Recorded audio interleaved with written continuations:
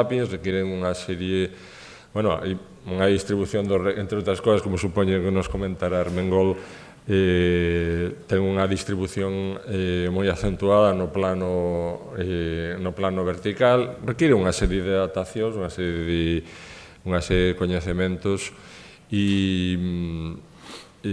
que vai demorar esa efectiva ocupación das montañas de épocas relativamente adiantadas da prehistoria, pero que, aínda que as montañas son diferentes, o Barbanza é unha cousa moito máis modesta que o teatro que nos vai describir Armengol, sí que vemos este fenómeno tamén onde o comentaban Xandre e Carlos con relación aos cumios do Barbanza. Dende a Universidade Autónoma de Barcelona vense de desenvolver algunha noticia, teño, en parte polo interés que nos suscitou, comparativamente falando, sabemos dos traballos que se veñen desenvolvendo dende a Universidade Autónoma de Barcelona en torno a este tipo de contextos de montaña,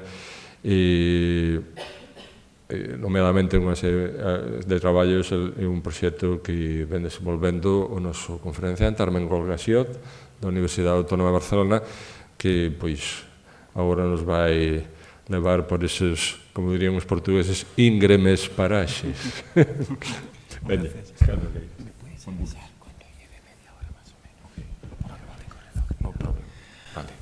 Bueno, le acabo de pedir al compañero que me avise porque yo hablo mucho y que me marque un poco el tiempo. Yo creo que es obligado agradecer a todos los que nos han invitado, pero como persona que tengo la oportunidad de venir aquí, agradecer que me hayan invitado, básicamente por dos motivos. La primera, por conocer una iniciativa que me está sorprendiendo mucho. Antes comentaba que en la universidad es difícil ver que una conferencia de arqueología o un seminario de arqueología reúna tanta gente, y pienso que es una función primordial la nuestra, difundir al conjunto de la población, a profesores, a ciudadanos y ciudadanas en general, difundir lo que estamos haciendo en parte con dinero público y, por tanto, de alguna forma es una obligación de reciprocidad, ¿no?, entre el trabajo académico y el conjunto de la sociedad. Y en segundo lugar, porque yo personalmente estoy aprendiendo un montón de cosas, estoy escuchando un montón de charlas interesantes que me están enriqueciendo a mí como persona, como arqueólogo, etcétera, ¿no?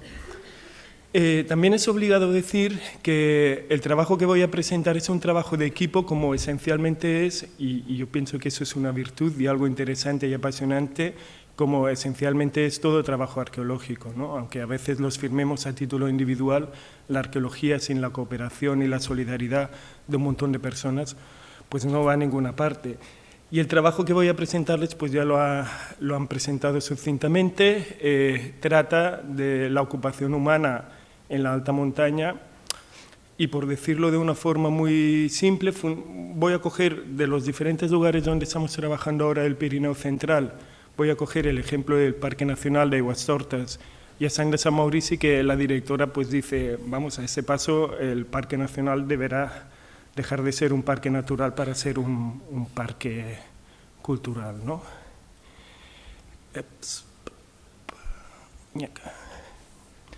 Bueno, el porqué de esa investigación, digo la teoría científica, pero también hay una práctica que es, a la gente que la estamos llevando a cabo nos gusta la arqueología y nos gusta la montaña, entonces qué mejor, ¿no? Pero ahí siempre hay, aunque luego lo disfracemos teóricamente, siempre hay una serie de componentes pues, personales, subjetivos, en cómo desde la arqueología realizamos las investigaciones.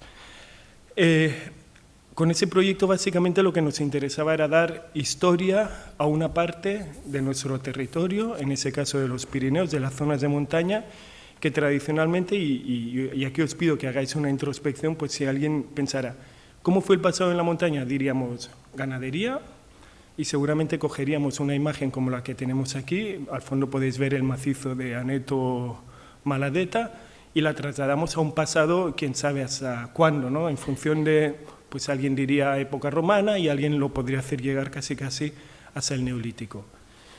Y claro, hacer eso, y lo vimos un poco ayer también, ¿no? En el caso del ejemplo de la montaña de Barbanza, aunque sean montañas diferentes, cómo la arqueología está modificando la percepción que tenemos de ese tipo de espacios, y no tanto del espacio físico en sí, porque en la medida en que la arqueología habla de personas y no solo de cosas, pues también de la gente que pobló y que ha ido modificando ese espacio, ¿no? Y eso nos conllevará el ver, donde antes veíamos exclusivamente naturaleza, pues ver historia con todo lo que eso comporta, ¿no? Conflictos, cooperación, etc. De alguna forma, lo que se trata es dotar de sentido de una serie de evidencias que, si nos vamos fijando, pues vamos a ir encontrando en cualquier medio de montaña del sur de Europa. Y a la larga, y yo os avanzo ahora, lo que llegaremos pues es que al final veremos que paisajes como el que tenemos aquí en la imagen, que casualmente es en el caso del Parque Nacional de Aigües-Hortas y hasta en la Sant Maurici, es la zona de mayor reserva, de tal forma que es lo que llaman nivel 4 de reserva integral, de tal forma que si una persona accede ahí sin permiso, se expone a una sanción administrativa. La dirección del parque, a finales de los años 80, destruyó los diferentes caminos que accedían ahí, y que hemos visto ahora mismo que es el punto de mayor densidad de vestigios arqueológicos, con lo cual ese paisaje, que era casi un reducto del final del último periodo glaciar, pues ahora mismo es un paisaje modificado y generado por acción humana de forma intensa.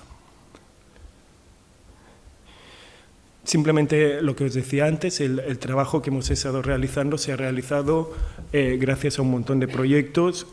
Yo diría que principalmente dotados, más que por departamentos de cultura, por ámbitos de las ciencias naturales y de la gestión de espacios protegidos, y bueno, que en eso estamos trabajando, ¿no?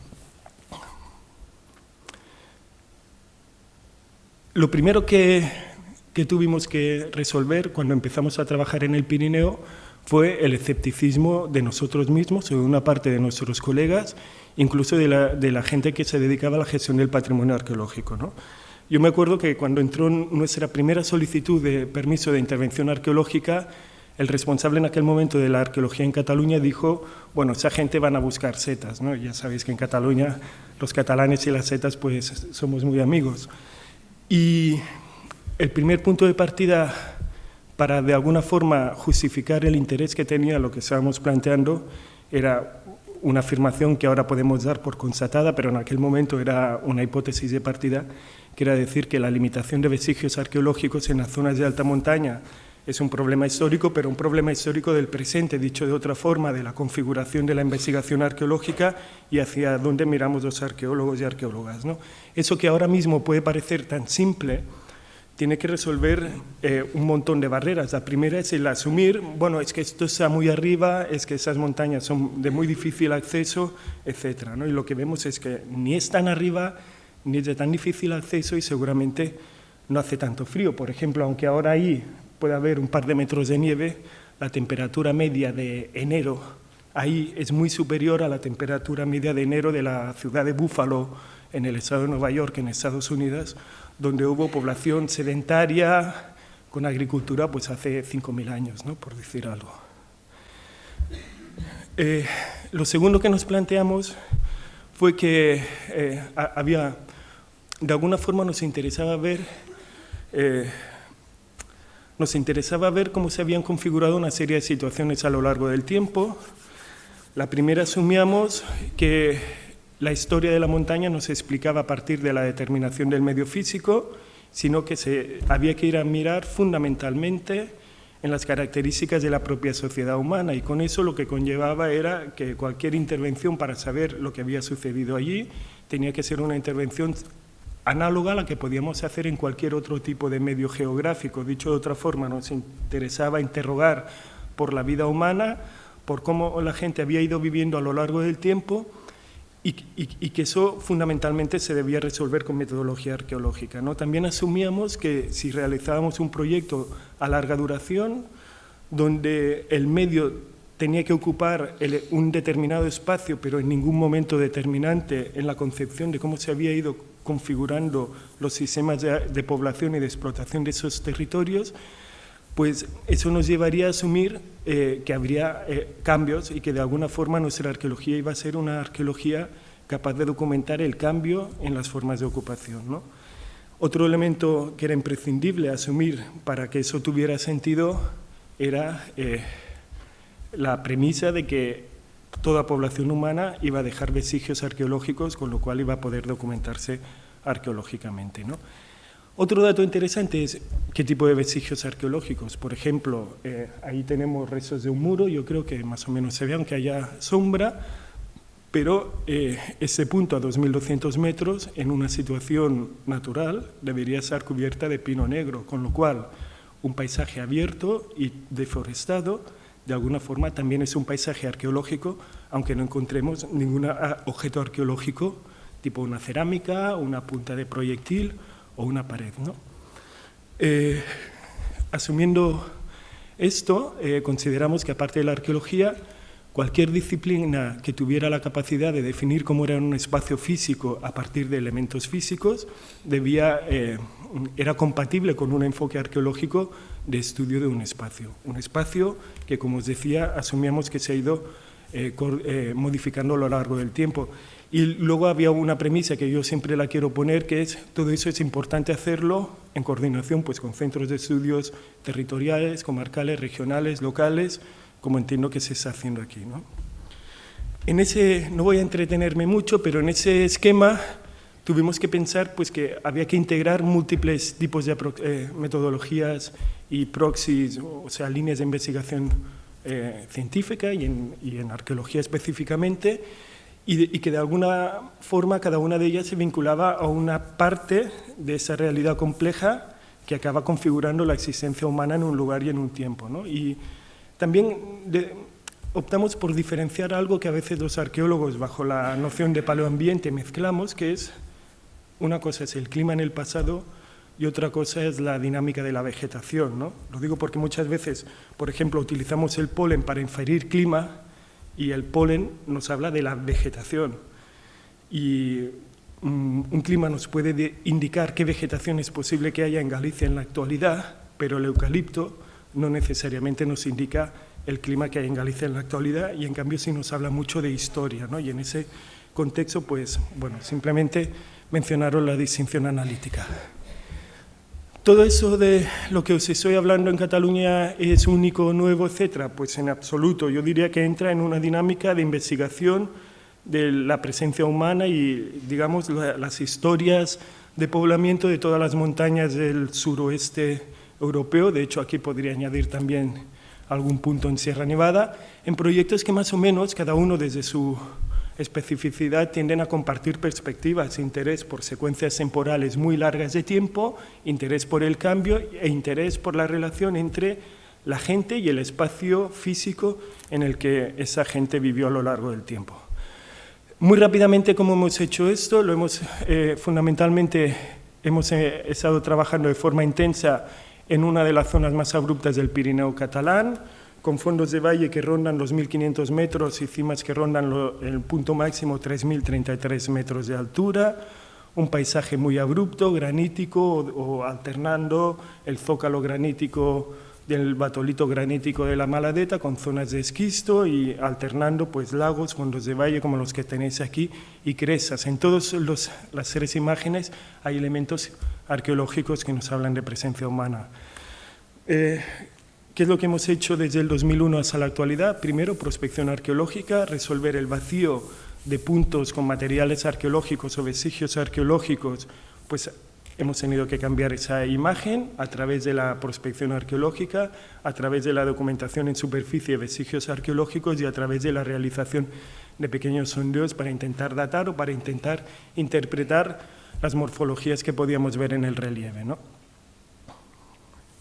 En segundo lugar, hemos realizado excavaciones en extensión de algunos yacimientos prehistóricos, incluso, aunque no la he puesto aquí, de alguna cabaña del siglo XVI y otra del siglo XVIII.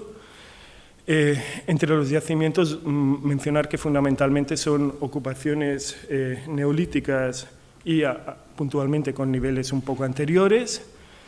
Y simplemente mencionaros que a partir de ahí pues hemos procedido, como sucede habitualmente en arqueología, con el estudio de los materiales. Perdón, no me acabo de aclarar cuánto es para adelante, para atrás.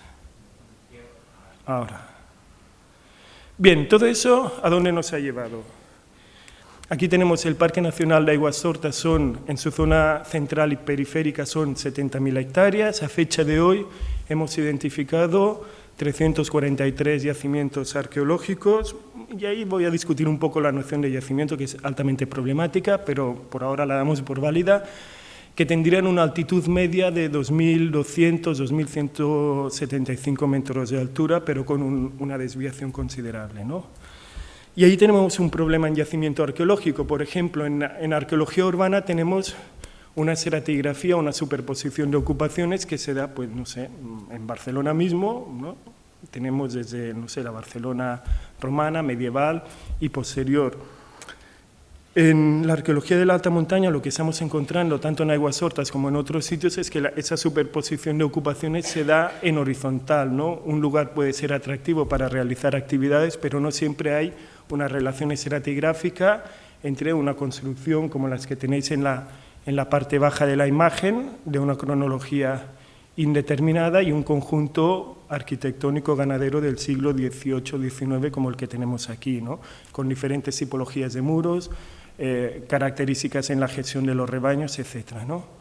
O, por ejemplo, en ese otro caso, aquí tenéis una zona reducida, ¿no? De aquí a aquí debe haber unos 100 metros como mucho, en los cuales tenemos elementos arquitectónicos pues, contemporáneos, siglo XVI, tardorromano, fecha indeterminada, etcétera, ¿no? Con lo cual, o por ejemplo, en ese otro sector de aquí, también en una longitud de 125-150 metros, tenemos un asentamiento con cronologías del siglo II de nuestra era, debajo de esa cabaña un nivel con hogar del 3300-3400 antes de nuestra era, y luego una serie de vestigios arquitectónicos, cada uno con su lógica, cada uno fue un asentamiento autónomo y seguramente de épocas pues, distintas entre ellas, ¿no? Eso da una cierta apariencia de continuum en la ocupación humana de ese espacio y en la modificación humana de ese espacio, que de alguna forma arqueológicamente todavía estamos muy acostumbrados en trabajar con unidades discretas, ¿no? Eso es un yacimiento, eso es otro, eso es otro.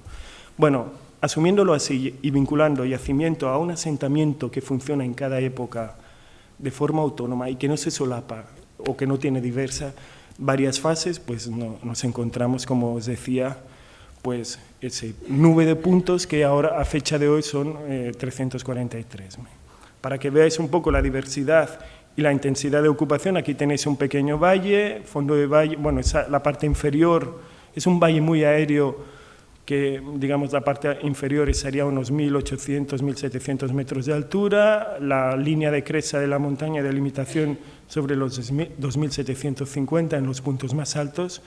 Y aquí tenéis diferentes elementos arquitectónicos, pues ese concretamente, ayer se mencionaba la época oscura, siglo X así, ese es un poco anterior, siglo VIII, ese es del siglo XIII, etc., ¿no? Elementos interesantes, pues hay una mayor preponderancia de asentamientos en zonas de pasto y en zonas de humedal que en zonas de bosque. Eso puede ser por dos razones. La primera, por una búsqueda de espacios donde se puedan abrir pastos.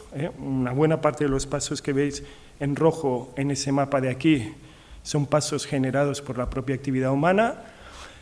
Otra explicación puede ser que son zonas mucho más vistosas en la prospección y que son zonas con relieves mucho más moderados en el punto en que se encuentra el asentamiento que en las zonas, por ejemplo, de las laderas de los valles glaciares que tienen un gradiente muy marcado, ¿no?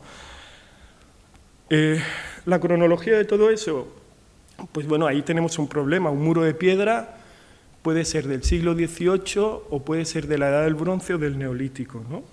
Sobre todo en contextos en que hay una sedimentación muy baja, el crecimiento del suelo en los medios de alta montaña es muy lento, del orden de menos de 1 centímetro por milenio, con lo cual uno puede tener debajo una capa de suelo orgánico, pues puede encontrarse perfectamente un nivel de la Edad del Bronce, ¿no? Por otra parte, la construcción el tipo de construcción en las zonas de alta montaña con piedras pues no se ha estudiado, no hay una tipología de modos de gestión ganadera de las cabañas ganaderas que nos permitiera indicar, ¿no? Por ejemplo, un periodo de rebaños más comunales o un periodo de rebaños mucho más individualizados. Y eso lo hemos tenido que resolver con excavaciones, con pequeñas catas de exploración y a partir de ahí desarrollar un programa de dataciones de carbono 14. A fecha de hoy, en el Parque Nacional hemos realizado 72 dataciones de carbono 14 en 38 yacimientos diferentes que nos han proporcionado esa secuencia de aquí. Eso se ve en pequeño, aquí tendríamos el año 2000, o sea, la actualidad, el año 0, y hasta ahí nos vamos hasta el año 9000 antes del presente. Si os fijáis, tenemos una ocupación relativamente continua. Podéis ver que hay un montón de dataciones de época neolítica. Aquí concretamente tenemos el 2000 antes de nuestra era, bueno, neolítica, calcolítica, el 3000, el 4000, etc.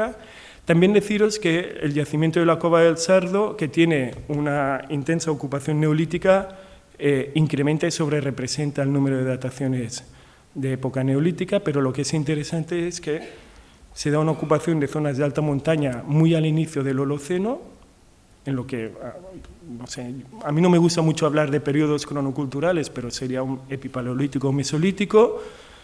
Luego, todo un periodo, una secuencia de yacimientos de lo que tradicionalmente llamamos neolítico, las arqueólogas y arqueólogos, un vacío de espacios de hábitat que han podido proporcionar dataciones de carbono 14. Bueno, un dato, ¿cómo lo datamos? Pues carbono 14, que fundamentalmente procede de los hogares que se vinculan a espacios donde se realizan actividades domésticas, ¿no? Cocina, abrigo, búsqueda de calor, etcétera, ¿no?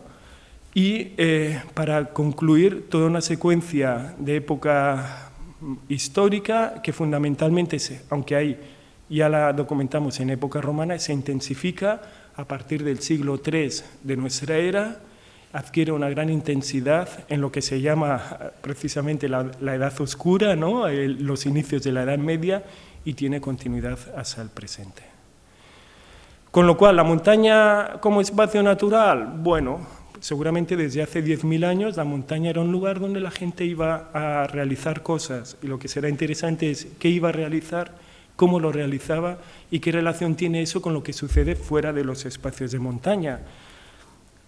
Quizá como, bueno, es la consecuencia de lo que sucede en el llano, pero hay periodos históricos en que a lo mejor lo que sucede en la montaña también puede condicionar o explicar lo que sucede en el piedemonte, ¿no? El dato que es interesante, fijaos sobre todo que en el periodo antes del presente, pues en el periodo que va entre los 4.000, hace 4.000 años más o menos y hace unos 2.000 años, hay una muy baja cantidad de yacimientos arqueológicos vinculados a asentamientos donde la gente viviera, ¿no? Haciendo un repaso muy rápido de esa secuencia arqueológica, hemos documentado 2 yacimientos con cronología anterior al Neolítico. Son ocupaciones muy puntuales. La primera de ellas se da en la base del túmulo de un dolmen que excavamos en el año 2002-2003. Se excavó el dolmen en extensión. Aquí tenéis, no se ve muy bien, pero tenéis la planta de un... Para ser Cataluña, el Pirineo catalán es un dolmen, un túmulo muy grande. Para ser la vertiente atlántica de Europa sería un túmulo irrisorio, ¿no? Pero bueno, para nosotros es un túmulo bonito, grande, de 12 metros de diámetro, y en la base del túmulo, después de un nivel estéril, documentamos la presencia de un agujero de palo que tenía una serie de cuñas en sus laterales, algún fragmento de sílex tallado. En la zona no hay sílex a menos de 30 kilómetros de distancia, y la datación de un fragmento de madera procediendo del poste nos dio un resultado pues, de alrededor de los 8.500 aproximadamente antes de nuestra era. Esto se encuentra a 1.850 metros de altitud, ya más alto, en ese pequeño abrigo, en la base de un canchal depositado por el glaciar, en el momento de retroceso del último periodo glaciar, a 2.450 metros de altura. En ese pequeño abrigo que tiene restos de un muro que indica que los pastores o pastoras o excursionistas lo habían utilizado de forma reciente, de casualidad nos metimos dentro pues porque parecía que iba a llover y alguien, un miembro, lo digo porque eso no lo prospectábamos en su momento, ¿no? Un miembro del equipo se metió en un recoveco y salió con un fragmento de una vasija tipológicamente de la Edad del Bronce, con cordones aplicados y digitaciones, ¿no? Caramba, nos empezamos a mirar eso y vimos que había algunas asquillas de sílex en el sedimento y pensamos, bueno, eso, ocupación de la Edad del Bronce. Al año siguiente volvimos, excavamos y bueno, la estratigrafía más o menos la tenéis aquí, un primer nivel con material de época histórica posiblemente. Luego hemos visto que ese tipo de abrigos se ocupan sistemáticamente entre el 400 y el 800 de nuestra era. Un segundo nivel con un gran hogar de época del final del Neolítico. Y un tercer nivel con un hogar sensiblemente más pequeño, y no sé si os he puesto la planta, no. Y un tercer nivel con un hogar sensiblemente más pequeño, material lítico, microlítico de sílex tallado, que ha proporcionado una fecha de hace poco menos de 9.000 años de antigüedad. El análisis del material lítico lo que nos ha permitido documentar es actividades de carnicería, con lo cual pareciera que podría tratarse de un pequeño abrigo usado quizá de forma puntual pues por gente que accede ahí y como mínimo se dedica a cortar carne y a raspar pieles. Eso nos hace pensar pues, en algún tipo de actividad de caza, ¿no? Por aquí en la actualidad hay rebecos, en el pasado también había cabra salvaje, fundamentalmente. Decir que esta datación no es exclusiva del Parque Nacional de Aigüestortes, trabajos realizados en los últimos 5 años en el Valle del Madriu de Andorra, en una cota similar, en un espacio al aire libre. La picada de seguridad por debajo de una cabaña medieval permitió documentar un nivel de material lítico de la misma cronología, hecho que nos indica que pues, a finales del Pleistoceno, inicios del Holoceno, se está dando una presencia humana que progresivamente va ganando altura. ¿Y por qué no se dio antes? No lo sabemos. Pensad que aquí, hace 15.000 años, estaba cubierto pues, por glaciares que podían tener 50, 60 y 70 metros de altura de potencia de hielo.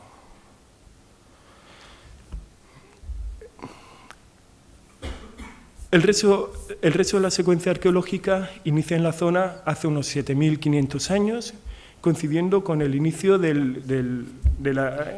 con la época en que se documenta en la península ibérica el inicio de la domesticación de animales y plantas, ¿no? En el Parque Nacional de Aigüestortes de Sant de Sant Maurici tenemos 2 yacimientos que tienen niveles de ese periodo y que se localizan, pues aquí tenéis la Vall de Boí, no sé si alguien la conoce, por aquí tendríamos el Valle del Noguera Pallaresa, que giraría por el río Labonaigua hasta el puerto de Labonaigua en ese sector de aquí. Por aquí estaba Bárcenas hace poco esquiando. De hecho, Álvarez Cascos, veo un asturiano aquí, venía a cazar rebecos, aunque fuera Parque Nacional, en la época del Presillo creo que estaba cazando por aquí. Pues como os decía, en un valle relativamente principal como es ese es el lago de la Estanyebreta, 1.650 metros de altura y sobre la línea de altitud de los 1.800 metros tenemos la Cova de Cubetas y la Cova del Sardo de Boí. Esa es la primera pequeña cornisa. Pensad que es una zona granítica, no son actividades, ¿no? Normalmente las cuevas que estudiamos los arqueólogos son actividades kársicas que se forman por la disolución de carbonatos de las rocas calizas, etc. Ese tipo son grietas que se dan o vetas de cuarzo que se dan en el zócalo granítico que en la erosión glaciar por fricción pues va desprendiendo, ¿no? Y son cornisas muy pequeñas. Aquí tenemos una, como os decía, y aquí tenemos la Cova del Sardo de Boí, que es una cornisa de muy pequeña extensión, pero que tiene una historia muy larga. Y eso es algo que también quería decir. Yo no voy a presentar ningún yacimiento espectacular que sea el mejor del mundo, pero son las trazas, digamos, de la cotidianidad histórica las que configuran el paisaje, ¿no? Y eso para los arqueólogos y arqueólogas es altamente interesante, ¿no? Nosotros estudiamos la vida cotidiana y eso significa pues, que el registro arqueológico que debemos aspirar a documentar tiene que integrar la normalidad habitual, ¿no? De lo que al día a día va configurando eso tan importante que es la historia de la humanidad. En época posterior, encontramos en esa zona también la ocupación de esas dos pequeñas cuevas, la Cova del Sardo y la Balma de Cubetas, pero encontramos también un montón de puntos arqueológicos más con evidencias de ocupación humana que progresivamente van ganando cotas.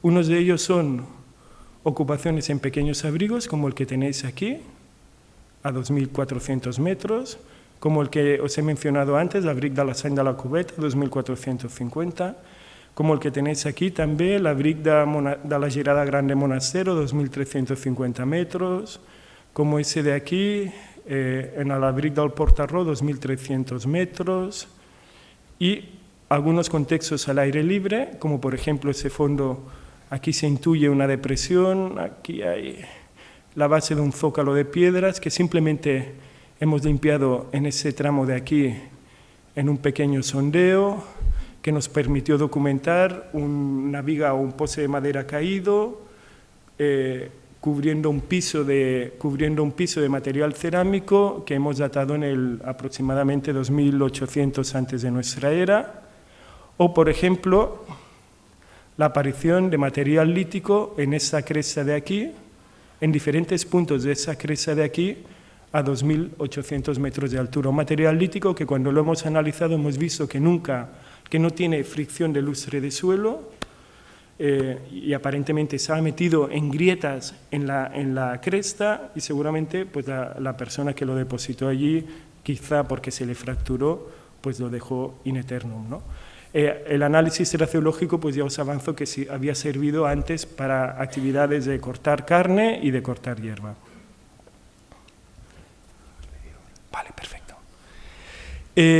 Me voy a entretener un poco en la explicación del Neolítico en esa zona de alta montaña o de las ocupaciones prehistóricas que van coincidiendo con la época en que se está dando la domesticación de animales y plantas en el noreste de la península, fundamentalmente porque no es un caso aislado. Trabajos de Manolo Rojo en el Valle de Benasque han documentado la Cova dels Trocs, que aunque está un poco por debajo, a unos 1.400 metros, tiene una fase de ocupación neolítica que está dando la capgirant, que está poniendo así, no al revés, que está poniendo al revés la percepción del neolítico en el noreste de la península ibérica, y recientemente nosotros mismos hemos empezado la excavación de una gran cueva en la zona de Monte Perdido, a unos 1.650 metros de altura, la cueva de Corotrasito, que os avanzo ya que ha proporcionado una fecha en trigo doméstico de 5.300 años antes de nuestra era y seguramente es de los ejemplos de cereal más antiguos del noreste de la península, concretamente de trigo, ¿no? Eso que evidencia, y me escapo un poco de esa zona, pues evidencia que seguramente el proceso de neolitización que siempre hemos pensado que va del llano hacia la montaña, pues quizá fue así, pero fue rápido. Y en todo caso, a finales del sexto milenio ya había un sistema de producción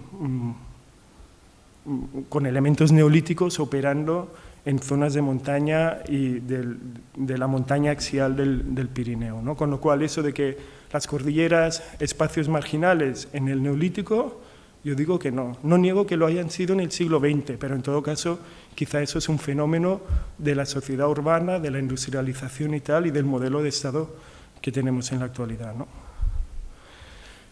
A nivel de ejemplo, para que veáis la intensidad, ese proceso de ocupación que os he mostrado, ¿no? El Valle de San Nicolau lo tenéis aquí tenéis los diferentes yacimientos de las dos fases neolíticas que os he documentado, con los de fondo de valle y los de zonas altas en otros puntos del parque, junto con el número de puntos de yacimientos de las diferentes cronologías o de épocas no determinadas.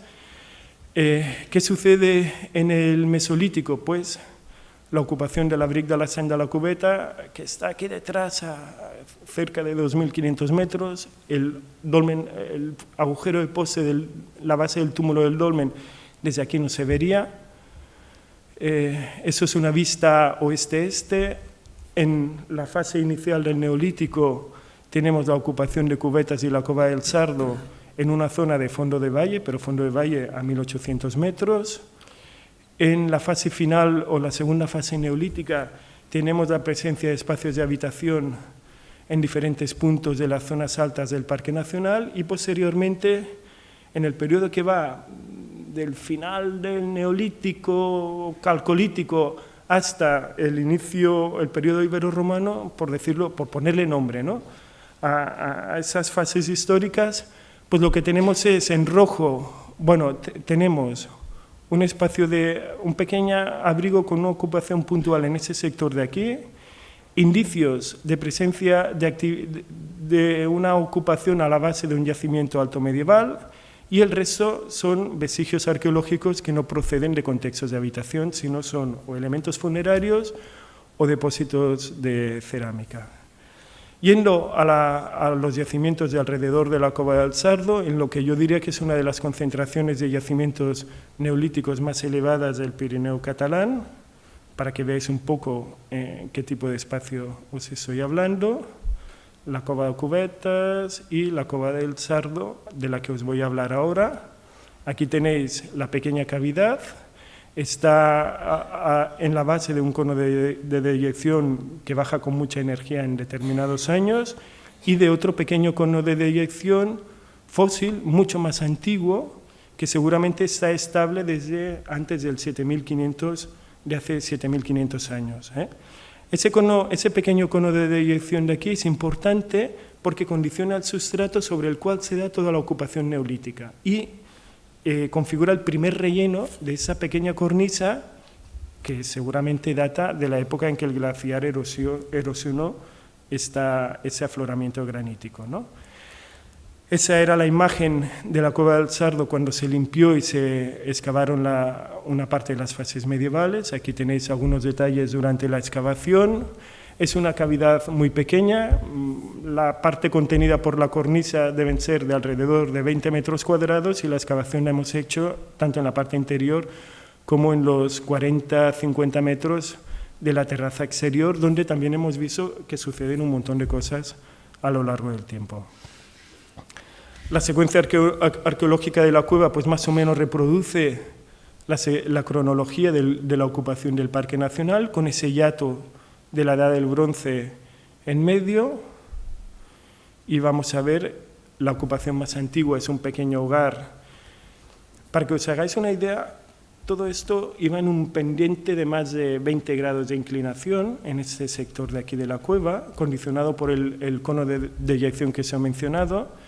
Y aquí la sedimentación entre ese pequeño hogar de 7.500 años de antigüedad en cubeta, aquí lo tenéis, y aquí la mancha del hogar, y la actualidad había 15 centímetros de sedimento, con lo cual en ese punto de aquí el palimpsesto era considerable, lo cual es, para permitirme decirlo mal, pero para un arqueólogo eso es una mala jugada, ¿eh? Bueno, mucho más información tenemos del nivel de la Cova del Sardo, que ronda entre los 6.800 y 6.400 años de antigüedad. Se ha documentado en el interior de la cavidad, aquí tenéis la cornisa, con un par de hogares, uno efectuado, excavado en el sedimento, otro simplemente delimitado por un círculo de piedras, y luego con una zona terrazada en el exterior contenida ese muro ese zócalo de bloques de granito, estaban todos acuñados, con lo cual se habían más o menos movido y se les había puesto cuñas, y ese pequeño muro que contenían una gran zona de combustión que estuvo funcionando, estratificada internamente, que estuvo funcionando durante 200 años, y lo sabemos pues porque del corte esta zona de combustión se metía para aquí tenemos el cono de deyección actual, y eso era un sedimento altamente inestable que dificultaba ampliar la zona de excavación por aquí en determinado momento, y proporcionó diferentes dataciones que nos indican un uso continuado, ¿no?, de ese espacio. En torno al 3.800, 3.900 y el 3.500 se da una ocupación del interior de la cueva con diferentes hogares, material lítico, etc., ¿no? Aquí tenéis uno de los hogares de ese periodo excavado, concretamente ese de aquí, ¿no?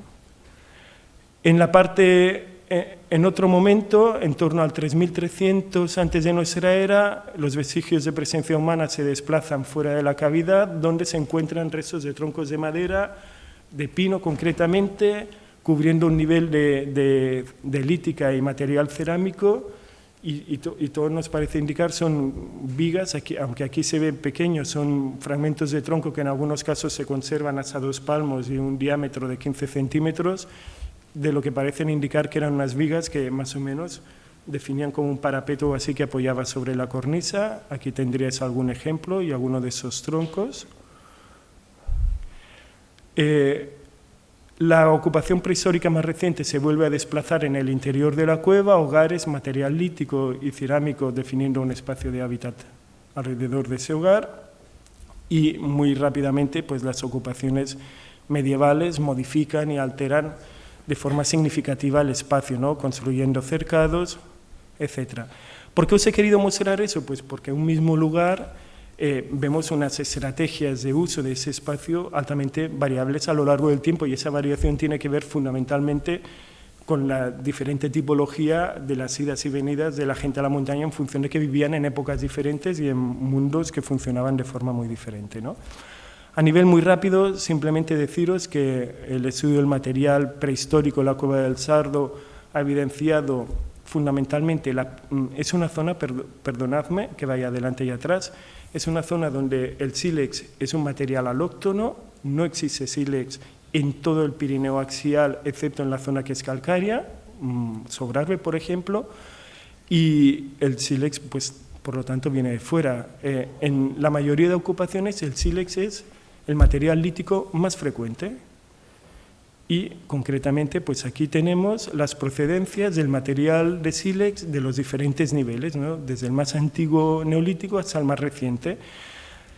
Deciros que los afloramientos de la cuenca del Ebro se encuentran entre 120 y 150 kilómetros de distancia, mientras que los afloramientos más cercanos de la formación de Pardina se encuentran en línea recta pues a 30 kilómetros de distancia. Lo que es interesante también es que esa secuencia de materiales de procedencia externa se da en todos los niveles y seguirían lo que siguen los rebaños en el siglo XX, los rebaños transhumantes. Se localizarían. Yo tenía especial interés en negar que el estudio de la transhumancia del siglo XX era válido para entender la movilidad neolítica en esos valles del Pirineo, y que a lo mejor no todo tenía que ser norte-sur, de la montaña al llano, sino que se podía ver comunicación entre valles laterales, y lo que nos estamos encontrando es que precisamente al menos las materias primas líticas nos están indicando la circulación como mínimo de objetos norte-sur. Nada, para que veáis un poco el tipo de material que encontramos en los diferentes niveles. Interesante ese tipo de puntas de flecha bifaciales, que es tipo, digamos, propio en otros puntos del Pirineo, incluso en Andorra, en yacimientos de cronología similar. A nivel de detalle, decirles que esa punta concretamente viene de un sílex en plaqueta, es estratificado, ¿no? de algún afloramiento que tiene sílex estratificado, y que actualmente conocemos 2 lugares posibles. Uno se encuentra en Andalucía y otro se encuentra en el macizo central francés. Eso indicaría también la noción esa de movilidad en relación también a las ocupaciones de alta montaña, ¿no? También deciros que la actividad en lo que se usaron esos materiales líticos pues muestra un abanico de usos muy diferentes. Algunas actividades de carnicería, pero también actividades de procesamiento de vegetales. Y eso es interesante. Un dato interesante es que se da, y es casi el uso determinado más frecuente en todos los materiales, el cortar hierba tierna, con herramientas, pues con láminas de sílex que vienen del Valle del Ebro, ¿no? Y eso es interesante porque la pregunta es, ¿para qué querían hierba tierna? Primera opción, para hacerse la cama, por decirlo de alguna forma, pero segunda opción podía ser para alimentar el rebaño. Y si era para alimentar animales, nos está dando una visión de una ganadería muy diferente a la ganadería actual de alta montaña, donde se manda el rebaño a la montaña y es una ganadería de tipo mucho más extensiva, ¿no? Nada, aquí tenéis algunas imágenes de eso que estoy diciendo. A nivel de la fauna, deciros que las zonas graníticas son altamente ácidas. Yo creo que en Galicia ese problema lo conocéis bien. que los materiales faunísticos son muy pobres en ese yacimiento en cuestión. Para que os fijéis el tamaño, ¿no? Se ha podido documentar algunos fragmentos de ovis o de cabra doméstica en algunos niveles prehistóricos, pero básicamente lo que sabemos es que se consumieron ovicápridos y poco más. Para que os hagáis una idea de las dimensiones de los fragmentos, en milímetros aquí tenemos el cómputo de fragmentos del nivel que más fragmentos nos proporcionó, el nivel 7 neolítico, y la clase más representada son fragmentos entre 0 y 2 milímetros, ¿no? ¿Qué hemos podido obtener la gente que ha realizado el estudio del material lítico? Pues nos juran y perjuran, el material fundamentalmente está todo quemado, y nos juran y nos perjuran que los huesos sirvieron como combustible, que una serie de fisuras que tienen y que se han reproducido por experimentación nos indican que los huesos se usaron como combustible. Eso es extraño, ¿no? Yo lo podría pensar en un ambiente en que no haya árboles y haya madera. Habéis visto las imágenes, la Cueva del Sardo está en una zona donde hay bosque en la actualidad, un bosque relativamente diverso justo por debajo y a partir de ahí hacia arriba de coníferas, con lo cual no sería la necesidad lo que motivó que los huesos se usaran como combustible, ¿no? A nivel de detalle, simplemente deciros que en las ocupaciones neolíticas es cuando se da el mayor nivel el menor nivel de polen arbóreo en la Cueva del Sardo de Buí, lo que podría estar indicando algún tipo de deforestación local, ¿no? Eso no se corresponde de todas formas con los datos que obtenemos cuando hacemos sondeos lacustres, que eso os lo mencionaré muy rápido si tenemos 5 minutos al final. Deciros también que otro dato interesante es que tanto en la carpología, en las semillas recuperadas, ha aparecido un par de semillas de cereal, una de ordeum y otra de trigo, como en los fitolitos. Los fitolitos son los esqueletos de sílice de los tejidos vegetales, de las células vegetales. En los fitolitos de algunos hogares han aparecido, como por ejemplo ese de aquí, fitolitos de cereal. Eso significa que cuando en el fuego incorporaron o alguna semilla que se quemó o algún poco de paja de cereal. Eso es interesante. Una parte del material lítico había servido como diente de hoz. ¿Agricultura a 1800 metros? Bueno, en el siglo XIX la había. En la actualidad, para la gente que estudiamos el neolítico, eso es un tabú. Bueno, ya veremos. A nivel, bueno, no me enredo mucho más, simplemente para que veáis lo que sucede y el cambio remarcable que tenemos en la Edad del Bronce. En la Edad del Bronce, todo ese mapa antes estaba lleno de puntos rojos que eran asentamientos de hábitat. Para la Edad del Bronce hemos encontrado 1 y quizá 2 lugares donde se establecieron lugares donde la gente vivió, durmió o cocinó, y el resto son otro tipo de evidencias arqueológicas. Aquí tenéis un pequeño abrigo en que el nivel de hogar inferior, eso es medieval, pero aquí abajo hay un hogar que hemos fechado en mediados del segundo milenio antes de nuestra era, y aquí tenemos bueno, entendéis por qué fuimos aquí un día con estudiantes y ya no quiero volver en prácticas a la montaña, ¿no?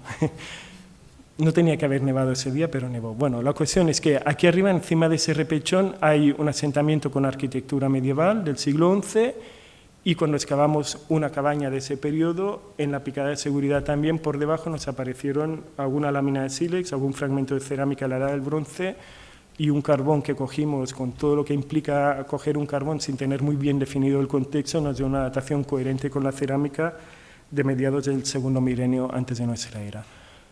Con lo cual, aquí podríamos, en la base de ese yacimiento, podríamos tener un nivel de la Edad del Bronce. Pero lo interesante de ese periodo precisamente es, por ejemplo, aquí tenemos restos de arquitectura más reciente, ganadera, y en ese sector de aquí, pues ese túmulo de piedras, que aparentemente, que aparentemente tendrían que ser de la Edad del Bronce. Aquí tendríamos el detalle, por ejemplo, del túmulo, cómo se limpió, aquí lo tenemos. Son los típicos túmulos pirinaicos que son pequeños en comparación con lo que tenéis aquí, ¿no? Que en el País Vasco lo llaman cromlechs o círculos de piedra. Y lo más llamativo es, de todas formas, el encuentro en zonas de roquedo, concretamente en pequeños recovecos dentro de los canchales, pues de ese depósito de cerámica de aquí, de esa vasija de aquí, de esa vasija de aquí, y luego hay un par de puntos más donde han aparecido materiales, también vasijas enteras que están en proceso ahora mismo de restauración.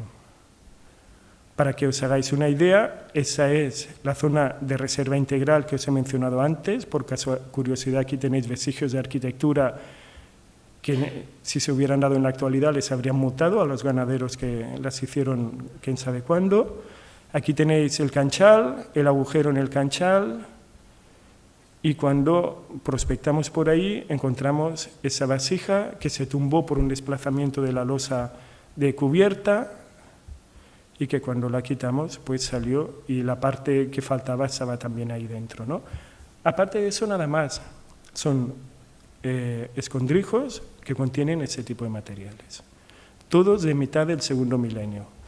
En época romana volvemos a encontrar un cambio que es la aparición de un número bastante grande de nuevas ocupaciones que se irán prorrogando hasta época medieval. No voy a entretenerme mucho, simplemente os paso algunos planos arquitectónicos.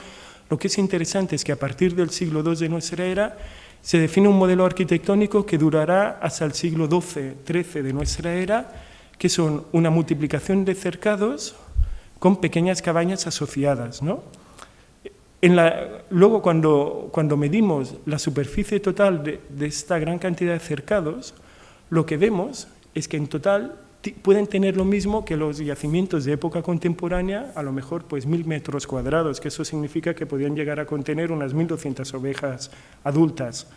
Sin embargo, los metros de muro y por lo tanto el esfuerzo constructivo es mucho más grande, ¿no? Y la cantidad de cabañas y por lo tanto la gente implicada en la gestión de ese número de cabezas de ganado es mucho mayor en esa época más antigua que en los periodos más recientes.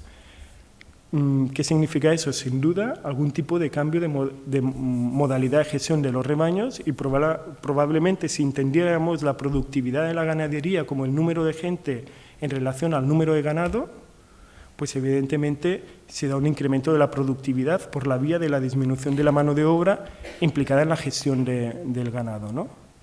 Bueno, algunos ejemplos de yacimientos de época romana.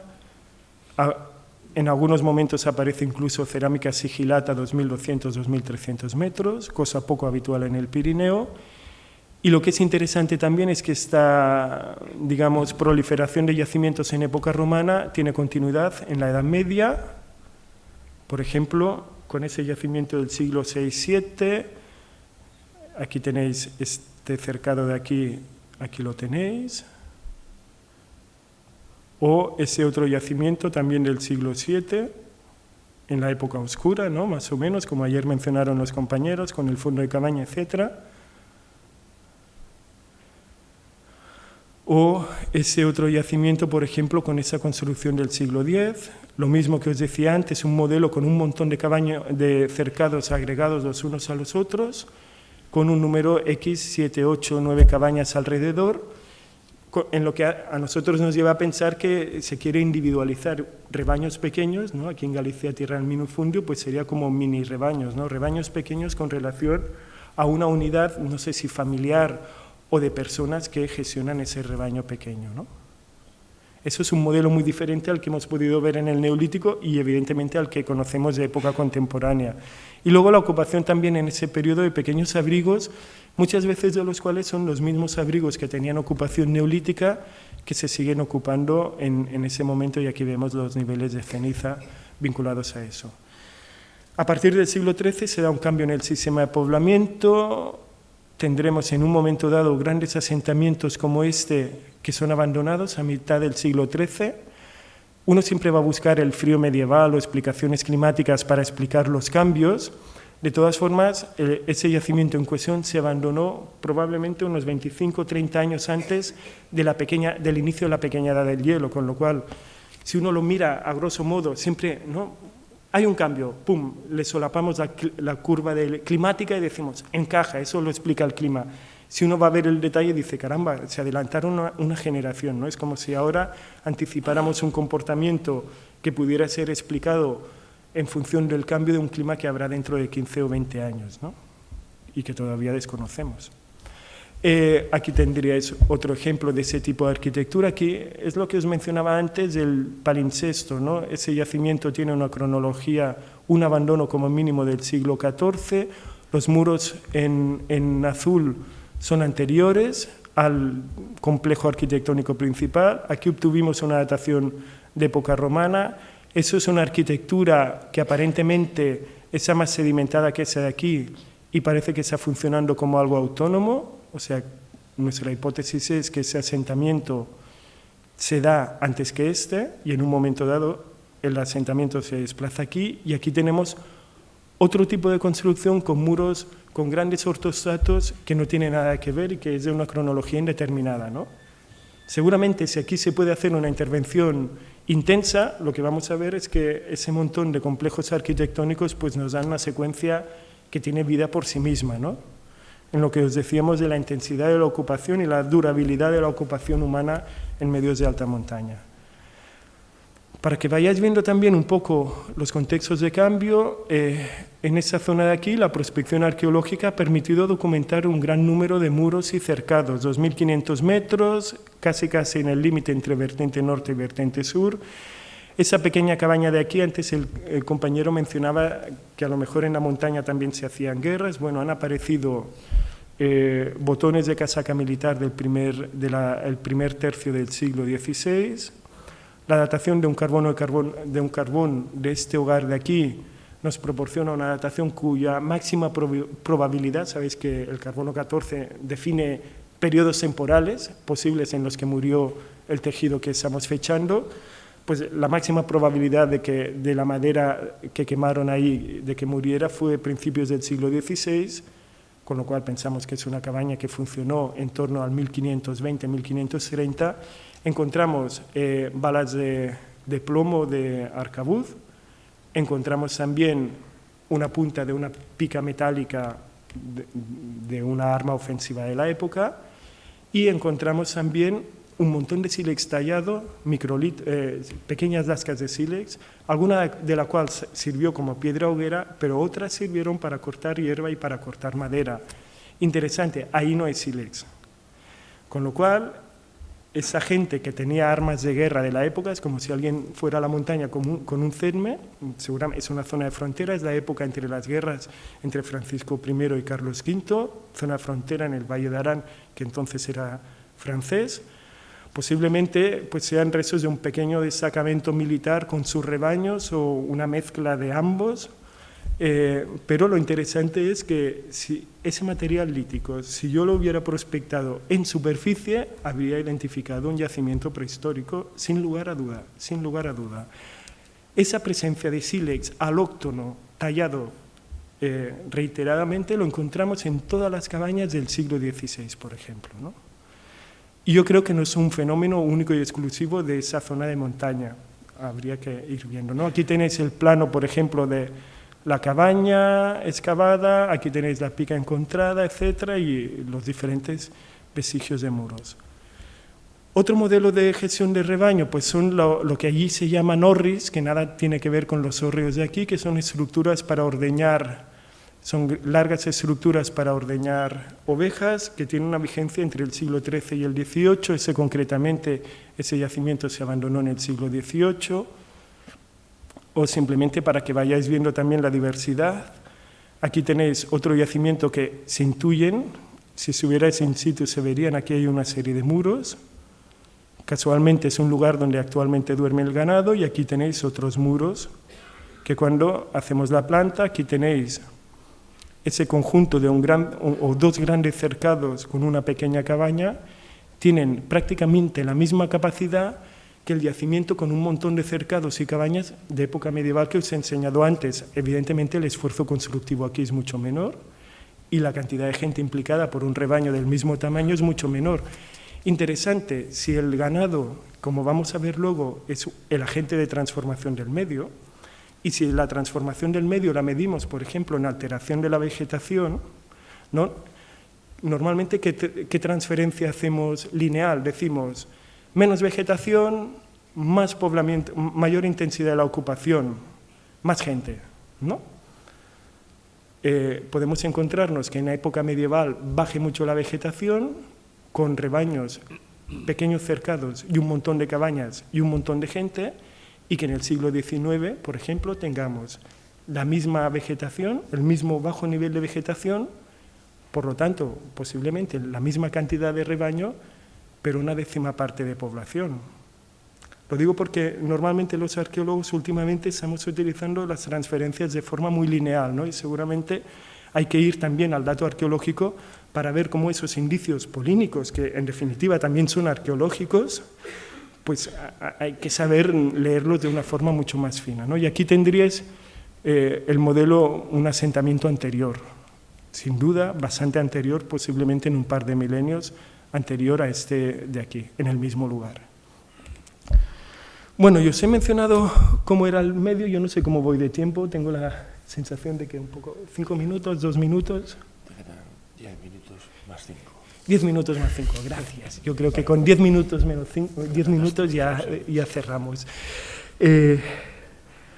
Bueno, he estado hablando de cómo era el medio. No voy a enseñaros un montón de gráficos, pero he pensado que es interesante. Yo no sé el grado de familiarización que tenemos con las ciencias del paleoambiente. Os voy a explicar un poco algunos indicios de cómo lo hacemos. Y a partir de ahí, si a alguien le interesa, pues me puede escribir, le preguntáis a los compañeros mi dirección o me buscáis en el Google y me escribís y os facilito la información que queráis. En la zona del Parque Nacional de Aguas Hortas nos hemos dedicado a hacer una serie de estudios paleoambientales, tanto en zonas externas, en valles circundantes, como dentro del mismo Parque Nacional. Fundamentalmente esos estudios han sido sondeos en lagos y en turberas, entendiendo que tanto un lago como una turbera ofrecen registros de sedimento relativamente inalterado que normalmente se forman a lo largo de secuencias temporales largas y, por lo tanto, como si fuera un libro, un almanaque de un año, nos permite ir sabiendo en cada estrato lo que sucedía a su alrededor en el momento en que se formó. Bien, uno de los estudios que hemos hecho, por ejemplo, en el Parque Nacional es en el Estany Llabreta. Ahí la fotografía la hemos hecho desde al lado de la Cova del Sardo y Buy, con lo cual, pues, de alguna forma, la idea era que la secuencia de sedimento de ahí nos pudiera informar de qué estaba sucediendo en el Neolítico en ese sector de aquí. Hemos estado también perforando otros lagos y otras turberas del conjunto del parque. He querido poneros estas imágenes pues, porque veáis que normalmente la arqueología, las intervenciones de campo en geología, en arqueología, en ecología, normalmente están sujetas también a montones de anécdotas y situaciones que uno no puede prever, ¿no? Como por ejemplo una lluvia torrencial junto con deshielo en primavera, que te arrastre la plataforma que teníamos que usar para sondear el lago, te la hunda y que tengas a la jefa del Parque Nacional enfadada contigo, ¿no? Por contaminación de un parque. Bueno, esas cosas suceden. Con todo, en el Estany Llabreta, pues por ejemplo, sacamos una secuencia sedimentaria, que aquí tenéis una parte de la secuencia analizada, pues se sacan como tubos de sedimento, ¿no? Como churros, y a partir de ahí se pueden obtener un montón de datos. Aquí tenéis, fijaos, solo con ver, aquí tendríais años y aquí, ¿no? Años antes del presente, pues fijaos que el tipo de sedimento que hay en la parte superior, hasta hace casi 3.000 años, es de una forma y el tipo de sedimento que hay en la parte inferior es de otra. Eso significa que la forma de llegada de tierra en el lago cambió. ¿Por qué puede haber cambiado? Pues por el régimen hídrico o porque haya cambiado el relieve de alrededor. En una zona de relieve estable, pues en principio lo que cambió es cómo entraba el agua, la periodicidad, el ritmo, etcétera, ¿no? Eso nos puede indicar un montón de cosas. Nada, simplemente deciros que a partir de ahí se pueden estudiar diferentes componentes. Por ejemplo, una de las primeras cosas es el análisis de los componentes del sedimento, ¿no? ¿Qué puede haber en un sedimento? Pues tierra, en el sedimento de un lago, evidentemente que llega en suspensión con el agua, pero ¿qué más puede llegar? Pues pueden llegar hojas, restos de vegetales, macrorrestos vegetales. ¿Qué más? Si en el lago hay gente viviendo alrededor o animales, pueden llegar excrementos o restos de los excrementos de animales. De hecho, el geólogo que analizó este lago me dijo, yo me acuerdo que nos dijo, bueno, lo que tenéis aquí no es un lago natural, es un lago arqueológico. Y yo me quedé así y le dije, ¿por qué? No hay ningún poblado ahí dentro, ¿no? Y me dijo, no, está lleno de mierda humana, punto. Es arqueológico. Y yo dije, bien, pues sí, es un lago arqueológico, díselo a la directora del parque ahora, ¿no? Al ministro de Medio Ambiente. Bueno, ¿qué más se puede saber? Pues nada, os he mencionado antes el análisis polínico para que veáis cómo se identifica el polen arqueológico y no arqueológico.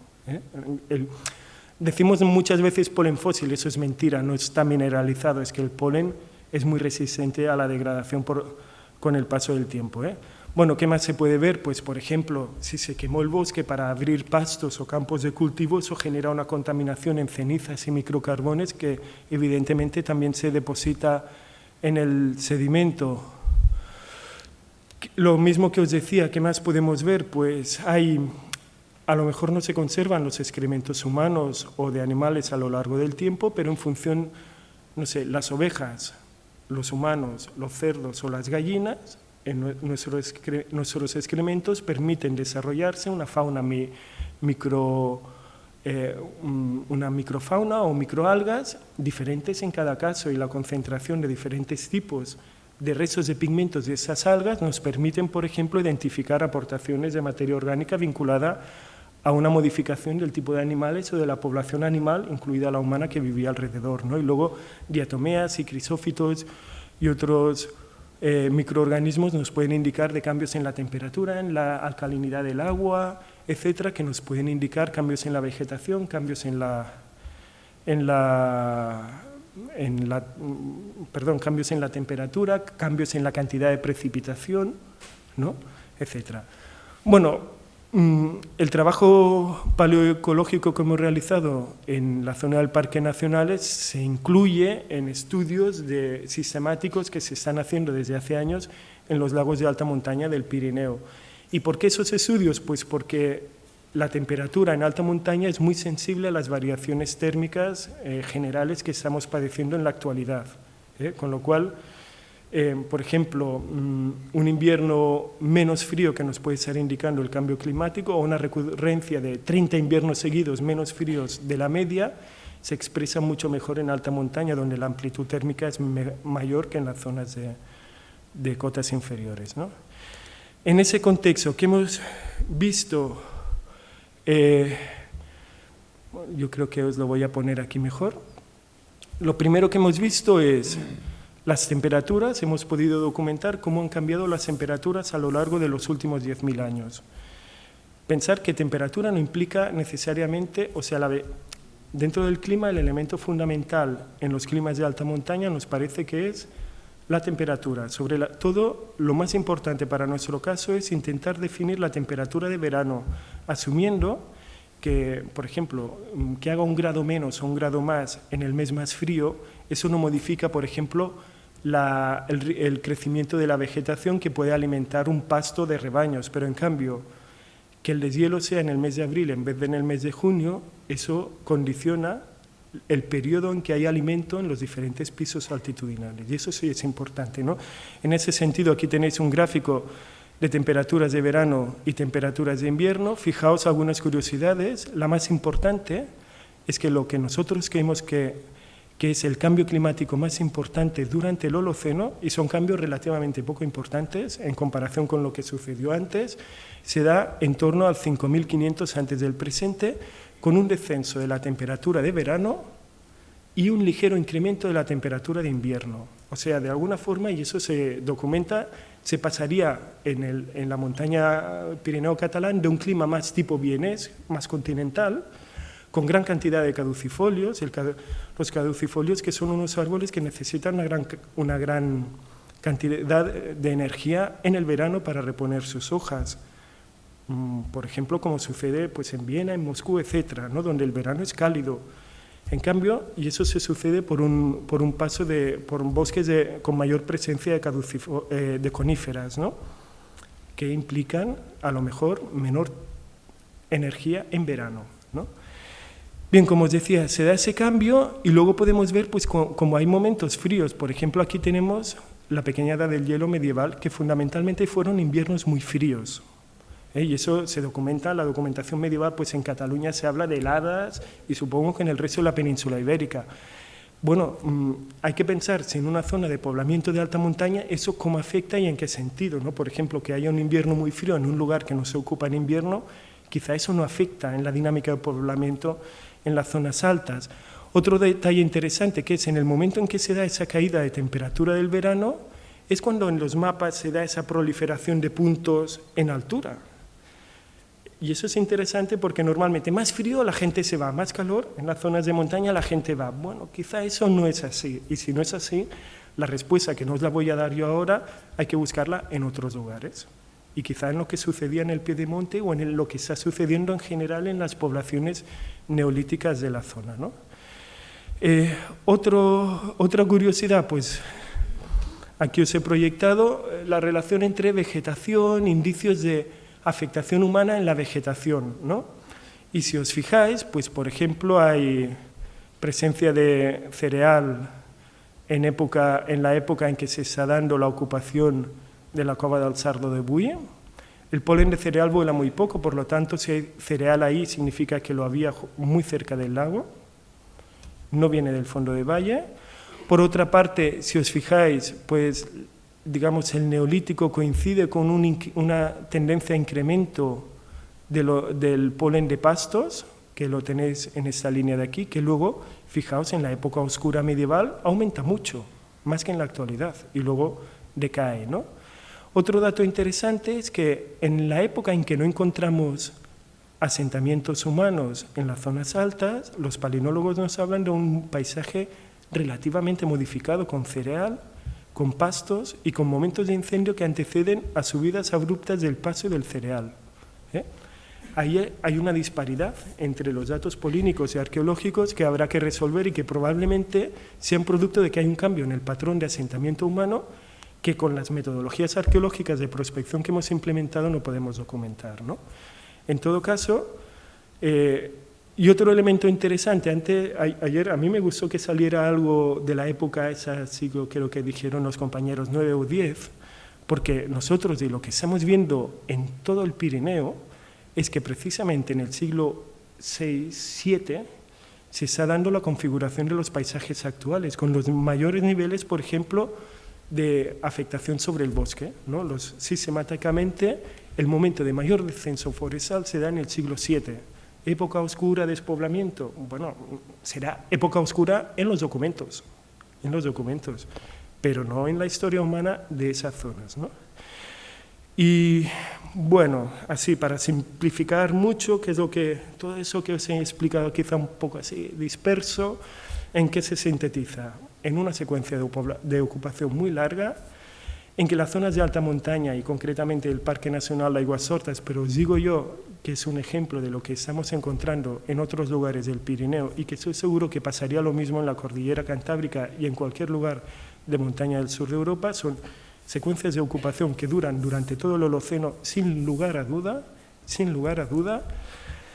que tienen una vitalidad en sí misma, las formas de vida fueron cambiando y no se puede explicar cómo era la ganadería, por ejemplo, de hace 6.000 años, seguramente por los patrones de cómo era la ganadería de hace 4.500 años, y sin lugar a duda, aún menos en cómo era la ganadería de hace 200 años. Y eso para nuestra disciplina es importante, porque en los años 70, por ejemplo, o incluso finales de los 60, hubo dentro de nuestra disciplina una tendencia, pues vamos a investigar cómo hacen los pastores balcánicos o los pastores de Irán, y a partir de observar, a veces de forma un tanto automática, se traspasaron modelos para explicar la ganadería neolítica, ¿no? Bueno, pues eso, que puede ser válido hacerlo, habrá que hacerlo con un montón de cautelas y anclando las inferencias en datos arqueológicos. Y ya simplemente para acabar, pues os dejo cómo convive esa síntesis de aproximaciones paleoecológicas y datos arqueológicos,